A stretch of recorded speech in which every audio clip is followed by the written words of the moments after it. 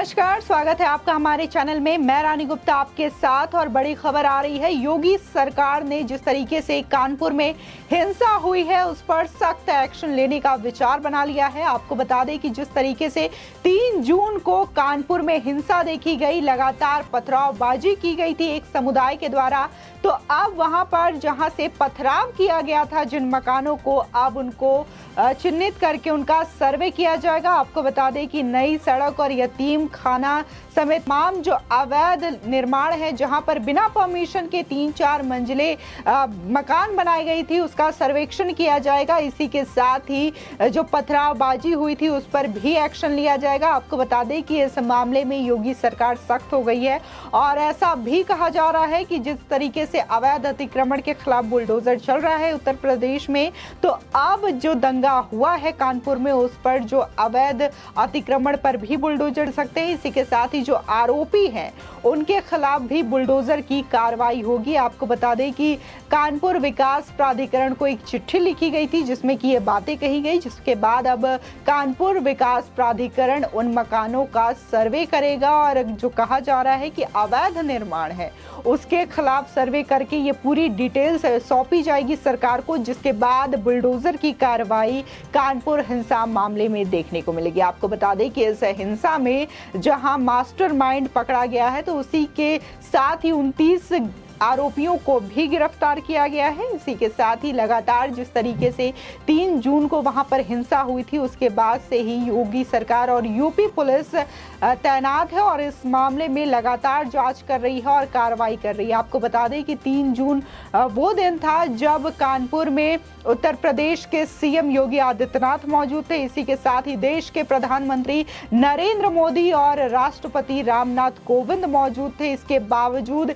इतनी बड़ी हिंसा को अंजाम देने की कोशिश की गई थी। इसके लिए पूरा मास्टर प्लान तैयार किया गया था, लेकिन पुलिस ने भी बड़ी सजगता के साथ दोनों ही पक्षों को शांत करवाया था और जिस तरीके से पत्थरबाजी हो रही थी उसके खिलाफ भी एक्शन लिया गया और पुलिस के द्वारा जो बन पड़ता था वो एक्शन पुलिस ने लिया और इस मामले को शांत कराया। आपको बता दें 3 जून को जुमे की नमाज के बाद नई सड़क इलाके में हुई हिंसा के मामले में अब कानपुर विकास प्राधिकरण को एक पत्र लिखकर उन ऊंची इमारतों पर कार्रवाई की मांग की गई है जहां से पथराव हुआ था। कानपुर विकास प्राधिकरण को भेजे गए गोपनीय पत्र में कहा गया है कि बवाल के दौरान नई सड़क और आसपास के इलाकों में अवैध रूप से बनी ऊंची इमारतों में पथराव किया गया था।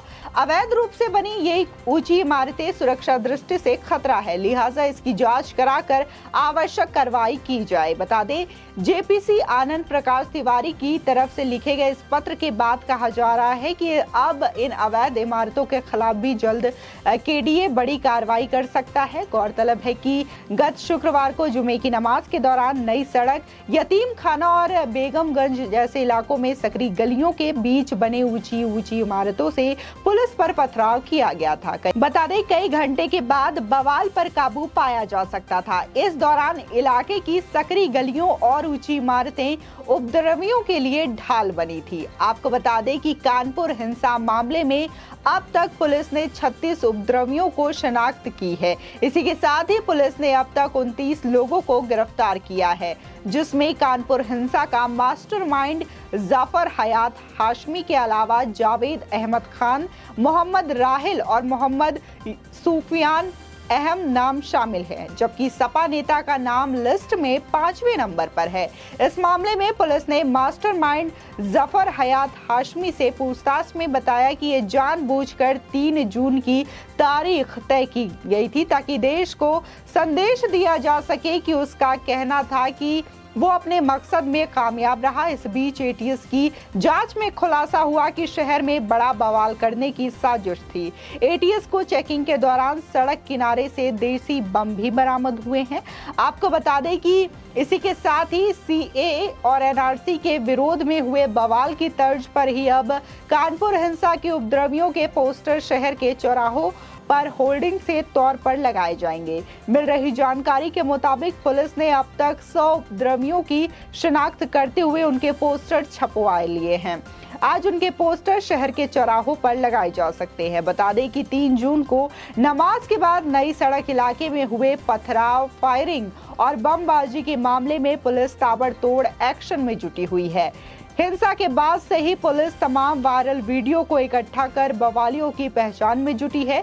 इसी के साथ ही जानकारी के मुताबिक अब तक 100 लोगों की शिनाख्त हो चुकी है, जिनके पोस्टर छपवाए गए हैं। उपद्रवियों की शिनाख्त के लिए सोशल मीडिया को भी खंगाला जा रहा है। इतना ही नहीं, अन्य मीडियम से भी उनकी पहचान लगातार करवाई जा रही है। आपको बता दें कि पुलिस इस हिंसा के मामले में कोई कोताही नहीं बरत रही है और आरोपियों के खिलाफ मजबूत केस बनाने में लगातार जुटी हुई है। पुलिस इस मामले में रासुका और गैंगस्टर के तहत मामले दर्ज कर आरोपियों की संपत्ति पर बुलडोजर चलवाने की भी तैयारी में जुटी है।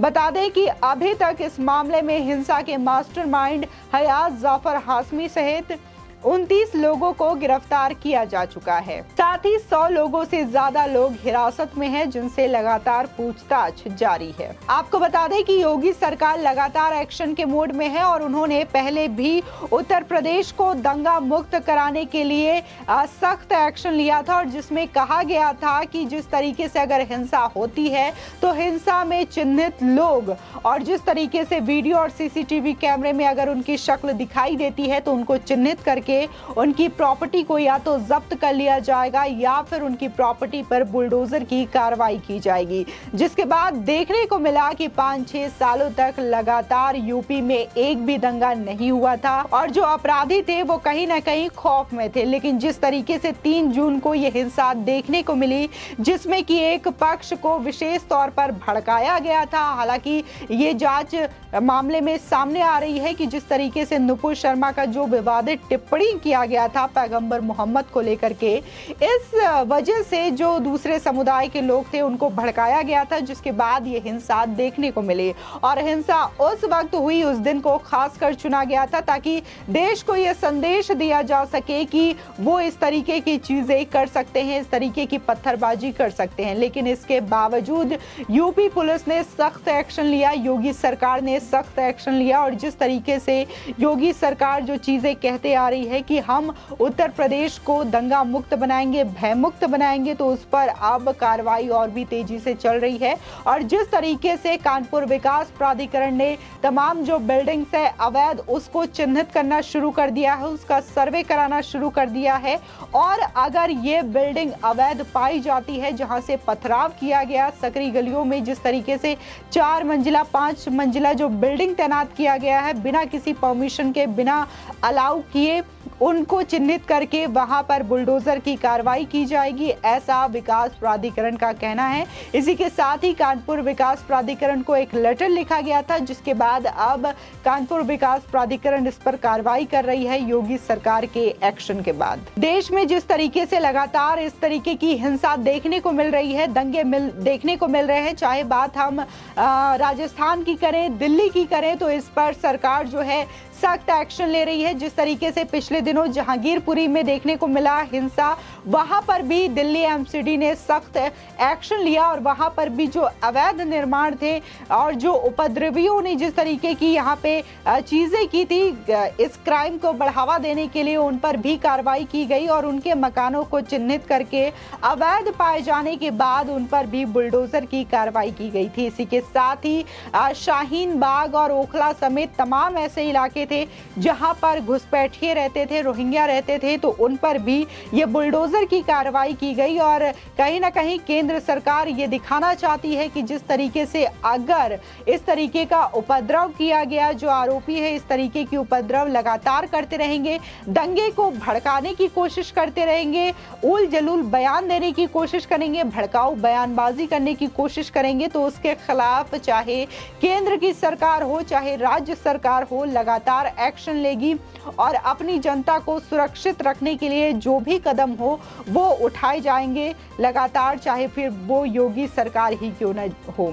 जिस तरीके से उत्तर प्रदेश की छवि रही है पिछले 5-6 सालों में कि उत्तर प्रदेश दंगा मुक्त हो गया है, लेकिन कानपुर में जिस तरीके की चीजें देखने को मिली उससे कहीं ना कहीं एक बार सवालिया निशान खड़ा हो जाता है। लेकिन इस पर भी योगी सरकार ने सख्त तेवर दिखाए हैं और अब जो दंगाई है उनकी खैर नहीं, क्योंकि शायद वो भूल गए थे थे कि ये उत्तर प्रदेश है और ये बाबा बुलडोजर का प्रदेश है, जिस पर कि इस तरीके की अगर चीजें होती हैं तो उन पर बुलडोजर की कार्रवाई होगी और इस तरीके से दंगा प्रदेश में कभी भी बर्दाश्त नहीं किया जाएगा। आपकी इस खबर पर क्या राय है, हमारे कमेंट सेक्शन में जरूर बताएं। आगे की और भी अपडेट के लिए चैनल को सब्सक्राइब करना ना भूलें।